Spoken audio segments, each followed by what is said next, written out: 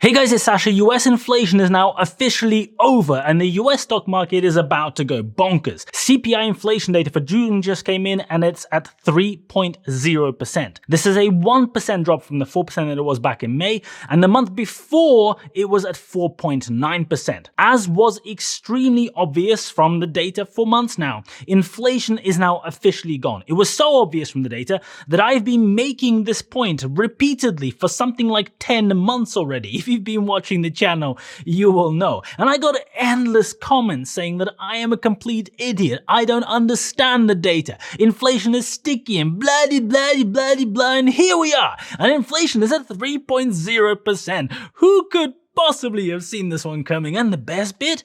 It's going to fall more, because there are two major parts of the consumer price index that haven't even started properly falling yet. But we have already seen the data. We already have the data that says that they will collapse in the coming months.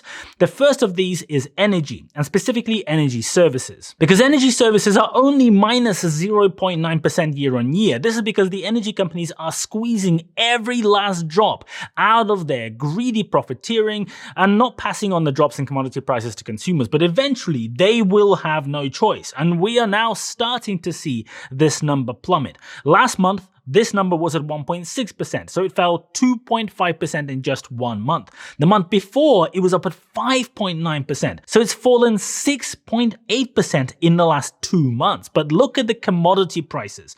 Natural gas is currently about 60 to 70% lower than it was at this point last year. Coal is also 70% lower than it was at this point last year. And gas and coal account for about 60% of the US energy production total. So the raw materials for 60% of the energy production are down 70% in price, but the retail prices, the prices that the consumers are paying, are, let me check, down 0.9%. In fact, electricity is still up 5.4%, and piped gas is down only 18.6%. So this number is lagging the real world drops by a long way, and so over the coming months it has to catch up and is heading a lot lower, which will help bring inflation down even more. The second part that is high is shelter. It's up at 7.8%, and it's funny because even 6 months ago I was saying that exactly this was going to happen. The risk there is that while the rest of the index, things like energy, food, etc., are all gradually on the way down, shelter will be pulling the average up because of its big weight. Shelter is at 7.8% because it is a lagging indicator. It is lagging the increase in house prices that we saw in the last 2 years and the increases in rents. But the latest Zumper report data is showing that rent prices have come down from 12 to 15% that they sat at to under 6% now. And the only reason that they are not falling even further at the moment is because of the uncertainty, because the interest rates are affecting mortgages, and this is pushing the entire market up artificially. Talking about mortgages, after an explosion in price during COVID, prices are now already starting to fall sharply. We had the biggest fall ever in Q1, and the high interest rates will suppress them further in Q2 because monthly repayments on new mortgages are now so much higher. And you can see that everybody is really surprised by the fact that shelter is pushing the entire index up.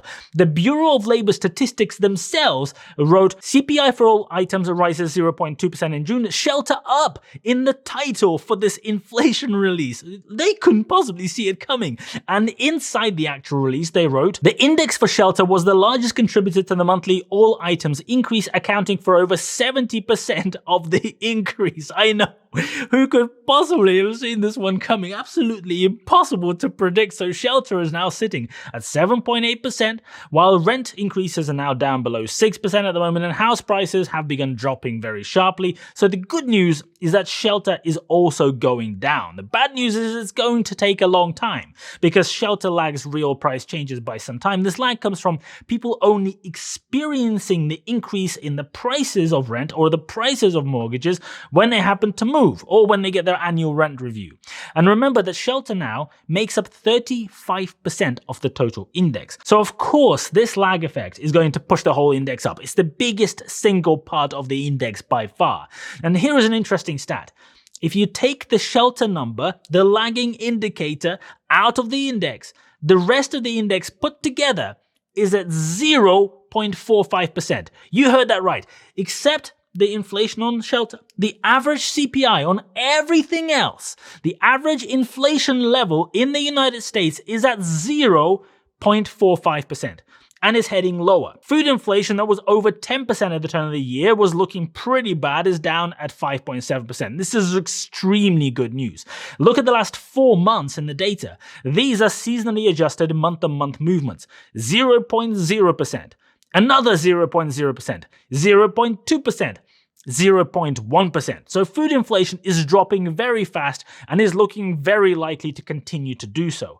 We already talked about energy falling. New vehicles are at 4.1%, and look at the recent months. Minus 0.2%, minus 0.1%, and 0.0%. And the last bastion of stubborn inflation data, transportation services, is beginning to follow the energy sector and starting dropping quite fast, just as we were saying. It was at 10.2% last month, now down at 8.2%. A 2% drop in just 1 month. Now, when I explained that all of this is going to happen, a lot of people out there in my comments on social media told me that I don't understand what I'm talking about. And of course, the Fed really does know, because they're the smart ones, right? They really know what they are talking about, because just a few days ago, Jerome Powell said that the Fed will have to keep increasing rates, including at their next meeting in 2 weeks in July. And I said that this is absurd. You know why I said it? Because it was completely fucking absurd. Because I was looking at the data. I know, crazy. And I have no idea what Jerome Powell and the rest of his cronies were looking at. And in recent speeches, Jerome Powell said that the Fed will have to keep increasing rates. They have no choice. In the projection materials from the Fed's last meeting, which was just 4 weeks ago, 16 out of the 18 idiots in that room said that the interest rate will have to go up this year, starting with the rate hike in July. The other two didn't have much of an opinion. They said it's just going to stay flat. Not a single one, not one of them said that the rates will reduce. They were unanimous. And I said that the data will come and whack them right in their smug faces. And here is the data. Inflation is at 3.0% and dropping. Literally every single part of the index is dropping. They're all on the way down. They're all looking good. They're all looking healthy. And this is not a surprise, even though everybody is somehow so massively surprised. The interest rate is currently at 5.25%, which is now substantially higher than inflation. What exactly is the Fed going to do at their meeting in 2 weeks? Are they going to increase rates because they said so? There is absolutely no data substantiating this. There is no grounds to increase the interest rate. I know that the Fed have politicians in their ear wanting them to keep increasing rates because, the money printers and record borrowing during COVID to do stupid shit can be fixed by keeping interest rates artificially high, by keeping them higher than necessary. It's a bit like deleting your own debt. But the Fed has no mandate to do whatever the White House wants them to do. In fact, the Fed is meant to be an independent institution, even though the chair gets appointed by the president. But let's pretend that doesn't happen. The Federal Open Market Committee is meant to manage 2 things, and 2 things only: inflation and employment. Now, increasing interest rates will not help employment. It will do the exact opposite. And inflation, that we can now see in the data, is already gone. Without the lagging shelter indicator, it is at 0.45%. 0.45%. But I guess the Fed is too proud to admit that they fucked up once again, even though we all knew that the last 2 increases were completely unnecessary. So at the meeting in 2 weeks' time, they will have to do a U-turn. And oh my God, the media is going to have an absolute meltdown. It's going to be such a big surprise. Wow. Nobody could have predicted this. The Fed will not reduce rates, because if they were to reduce rates, that would be tantamount to admitting that they are completely full of shit and have no idea what they're doing. Now, the truth is, they do have absolutely no idea what they're doing. We already knew that, because last week Jerome Powell said that they will be increasing rates in July, last week. But here is what I think is now likely to happen. The Fed will pause again. There will not be a rate hike because they cannot possibly justify a rate hike. But last time they paused while continuing to say the same spiel, that they will have to keep increasing rates. They're going to go a lot higher, and please prepare for the rates to go to 6%. Now, things have changed. We knew that they were going to change, but now that they're on paper, they're printed, they're official, because the dimwits in the FOMC looking in the rearview mirror now can actually see that inflation is gone. What was obvious for months already to anyone who actually looks at data, looks at trends, tries to do analysis, is now obvious to the people who don't understand data analysis. So now the language of the Fed statement is going to change sharply. And boy, is Mr. Stock Market going to like that, because the language will now not say that more increases are 100% coming, because they are not coming. Unless something really, really bizarre begins stirring and they keep increasing without absolutely any corroborating reason to do so. And the Fed now has a 2-month gap from that meeting at the end of July until the meeting in September.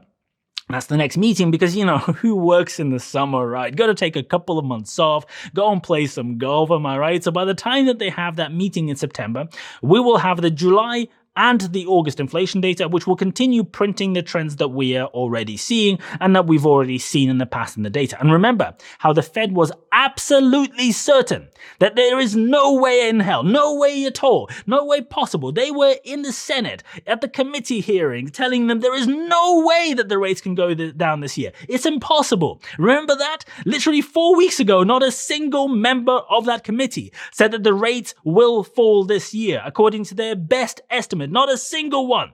But what are they going to do now? What are they going to do when inflation is down at 2%? What are they going to do when shelter starts falling later this year? Are they going to keep interest rate at 5.25%? If inflation drops below their 2% target, are they going to increase the rate further? Is that what they're going to do? Well, I will tell you what they will have to do. They will have to start dropping rates.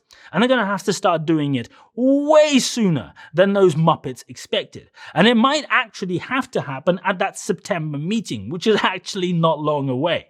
And this will be yet another bit of absolute concrete proof that these idiots actually do not know what they are doing. And I am not saying this lightly because it is so painfully evident.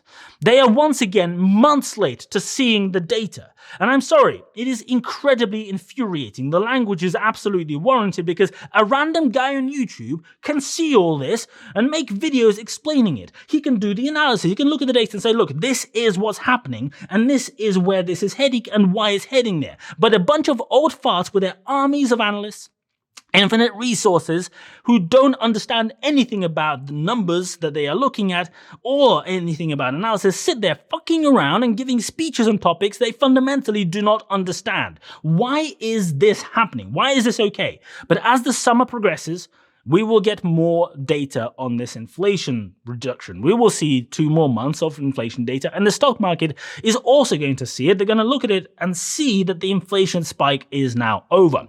And back in 2021, when inflation started picking up, all the grey stocks and the pre-profit companies saw their share price absolutely destroyed. It didn't matter whether the company was good or whether it was bad. There was a lot of bad companies too, but every company in that situation saw their share price absolutely collapse. Some investments that I hold got whacked really hard, not for any reason to do with the company. In fact, the companies are executing really well, but just because of the macroeconomic, of inflation, and of the interest rate fears. Then in 2022, the rest of the stock market joined, and the S&P 500 fell 25% in 10 months. And now we're about to see a massive U-turn from the Fed. Inflation is officially gone. COVID is long gone. It's a bad memory. I can see an extremely exciting time ahead for investors. You thought that the first half of this year looked good. Well, I am looking forward to the second half.